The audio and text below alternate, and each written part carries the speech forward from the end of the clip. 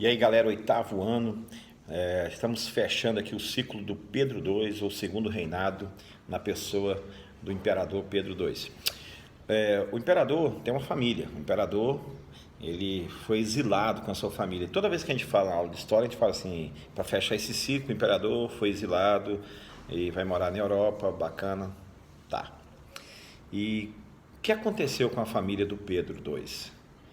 Algumas pessoas, né, alguns historiadores, algumas pessoas do Brasil questionam a necessidade de voltar o país ao período de monarquia, da monarquia, e quem seriam os descendentes de Pedro. Então eu quero te contar sobre a família do Pedro II. Então é uma história pessoal hoje do Pedro, é um negócio que é para pensar além da historiografia. A historiografia registra o homem político, o poderoso Pedro, o imperador, o homem que assinou as leis. E aqui nós vamos pensar hoje nos aspectos pessoais, né? Quem é esse Pedro II? Então, ele é casado com Teresa Cristina, né? A sua esposa, dona Imperatriz do Brasil, e ele vai ter 4 filhos. O primeiro deles é Afonso Pedro, vai nascer em 1845. O imperador ficou super impressionado quando nasceu o seu primeiro filho, o Afonso Pedro. Então, o primeiro filho, Afonso Pedro, só que, ironia do destino ou não, em 1847 o menino morre, né? Então, 2 anos de vida, o menino morre. O imperador já tinha feito projetos colocando o menino como o novo imperador do Brasil, né? Seria o Pedro III, e agora o Pedro III morre. Há um registro historiográfico onde ele manda uma carta para sua família em Portugal e diz mais ou menos assim: com a mais pungente dor comunico a morte do meu querido Afonsinho. Então aí você está vendo o imperador despido do poder, agora o imperador que sofre a perca, né, do filho. Quando a gente coloca a história dos grandes personagens da história, parece que eles são super-homens, né? Não tem problemas, não tem dor. Então aqui Pedro, ele manifesta a sua dor, a sua angústia, o seu desespero, né, com a morte do seu filho Afonso Pedro. Tá, nasce o segundo filho. O segundo filho é a princesa Isabel. Nasce no Rio, 1846. Um ano depois que o Pedrinho nasceu, aí nasce Isabel, princesa Isabel, que era agora a herdeira. Decepção do Pedro, um aspecto pessoal também da princesa Isabel.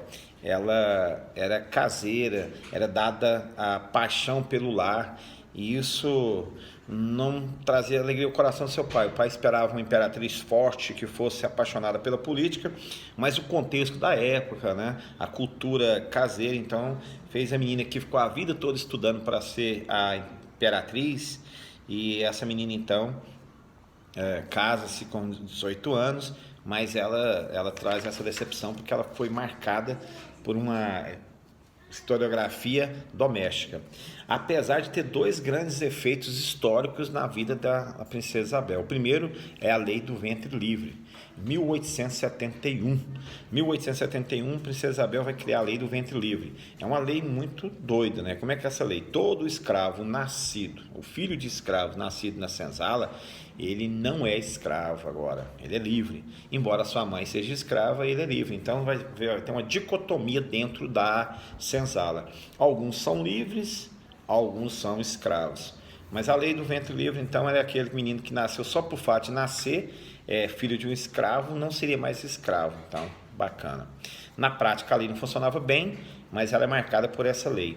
Mas a grande lei da imperatriz, então, seria em 1888, quando ela vai decretar a Lei Áurea, né? A Lei Áurea que vai, então, acabar com a escravatura no Brasil. Quando, professor? 1888. Então, a princesa Isabel, ela que assinou a Lei Áurea. Então, professor, você disse no início que ela não era muito dada à política e tal. Pois o Brasil era muito pressionado pela Inglaterra. A Inglaterra fazia uma pressão internacional para acabar com a escravatura no mundo, inclusive no Brasil. Então, as leis internacionais pressionavam o Brasil, os barões do café, o tráfico negreiro. Já havia leis para combater a pirataria, então, de pessoas. Então, a princesa foi um instrumento do capitalismo inglês para assinar esse documento e acabar com a escravatura. Alguns historiadores malignos falam que o pai não quis assinar porque achava que isso poderia depois comprometer a sua permanência como imperador. Então eu falo, deixa minha filha assinar, qualquer coisa depois eu falo que a culpa é dela e eu não tenho nada a ver com isso. Mas todo mundo sabe que Pedro II também lutava contra a escravatura, e isso era ruim o período do seu reinado. Tá. Então a princesa vai reinar, vai ficar no Brasil até 1888. Em 1889 ela é convidada mais sua família para morar na França. A princesa então leva o golpe da República. Coisa estranha, né? Geralmente é a República que leva um golpe. Aqui nesse caso a República deu o golpe. A República vai destruir a monarquia brasileira. Então o primeiro filho morre com 2 anos. A segunda morreu com 75 anos, né? Isabel morre com 75 anos, morreu bacana, morreu na França, já tinha uma vida longa, vida que segue. Acaba o período da família? Não. Vai ter o terceiro filho, ou a terceira filha, né? Dona Leopoldina. Se você é atento à historiografia, Leopoldina é o nome da mãe do Pedro. Então ele faz uma homenagem à sua... coloca o nome da avó na criança, né? Então ele vai fazer uma homenagem à mãe e vai colocar o nome na filha de Leopoldina, tá? E também vai pegar o nome de Dona Leopoldina, o título de Dona Leopoldina. 1847 a menina nasce e ela vai morrer em 1870, 23 anos. Tá. Da mesma forma como a irmã, ela se tornou princesa do Brasil, só que no casamento arranjado ela vai morar na Europa. Ela casa com um príncipe da Alemanha e vai se tornar assim, então princesa da Alemanha, mas retoma o Brasil e acaba morrendo no Rio de Janeiro aos 23 anos, não é? Então o primeiro filho morre com 2 anos. A segunda filha não conseguiu emplacar, até porque quando estava emplacando para ser a imperadora do Brasil, imperatriz do Brasil, ela sofre o golpe da República. A terceira filha morre cedo também, aos 23 anos. Mas para a alegria do Pedrão, aí vai nascer o quarto filho, Pedro Afonso. O outro como eu te falei, Afonso Pedro. Agora mudou a ordem, agora é Pedro Afonso. Ele queria deixar o Pedro III, então sempre tinha que ter o Pedro III. Pedro III nasce em 1848, Rio de Janeiro. Detalhe, o menino sofria também de problemas de saúde e o menino morre no primeiro ano de vida. Bacana. Esse menino era para salvar a famosa monarquia da família do imperador Dom Pedro. Só que ele morre, né, com 1 ano de vida, então mata o projeto da monarquia. A historiografia vai registrar que essa criança seria então a salvação dele. Ele falou, gente, meu primeiro filho morre, minha segunda filha é mulher, então o mais que eu consigo para ela é fazer arranjos para ela se tornar uma grande na política, para depois tomar o trono. Só que ela não conseguiu assim emplacar essa grandeza política, né? E quando ela começou a emplacar grandes projetos, que a Lei Áurea começou a falar numa linguagem internacional política, ela leva o golpe da República. Os republicanos, então, afasta a família real. Tá.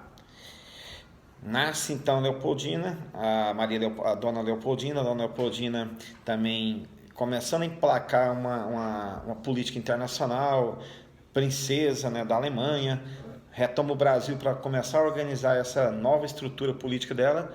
A menina morre. O quarto filho morre no primeiro ano de vida. Então foi vários golpes contra o monarca Pedro II. Então a gente vê a historiografia dele e fala, nossa, professor, nas fotos parece um homem triste, abatido. Então é fato, né? O indivíduo sofre com várias decepções na família, no sentido de perda ou perca, né, dos filhos. Então eu queria marcar essa historiografia com você. Tá, o nome desse negócio que a gente fez aqui chama História dos Análises, né? Você está fazendo uma análise histórica, uma vida além da caneta. O imperador é a caneta, é o título, é a coroa. Não, atrás da coroa, da caneta, do grande imperador, do homem forte, do homem que cria as leis, tem uma história de carne e osso. A gente chama isso na historiografia de carne e osso. A história do cheiro, do gosto, do perfume, das coisas, dos crimes, da violência, do outro absurdo, que também é outra leitura errada da historiografia. A gente sempre pinta qualquer personagem, por fato de ser um personagem histórico, como alguém perfeito. Não, todos têm as nossas imperfeições, e essa é um pouco da história do Pedro II, para a gente fechar esse ciclo do Pedro II. Bacana, fique em casa, fique em paz.